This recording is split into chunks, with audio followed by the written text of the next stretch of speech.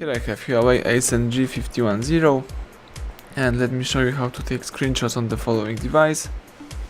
So at the very beginning, let's start by opening the screen that you want to capture. In my case, it could be the calendar. Let's assume that I want to save the following screen, so all I have to do is use this combination, power key and volume down. So let's hold down together these two keys just for 2 seconds. Let me show you.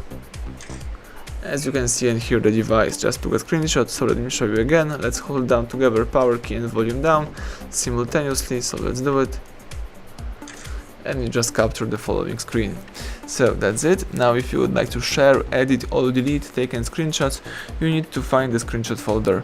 You can do it by using the upper bar and by tapping screenshot captured, or you may also accomplish that by using the home screen by finding and selecting the gallery. So let me find the gallery right here, and under albums let's choose the screenshots. Here you can choose your screenshot and share, edit, delete or do whatever you want with the following pictures. So that's it, everything went well. Thank you for watching. Please subscribe our channel, leave thumbs up under the video.